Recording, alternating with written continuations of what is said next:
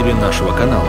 Не забывайте ставить лайк, если ролик вам понравился, и подписывайтесь на наш канал. У нас еще много интересных работ по установке печей и каминов.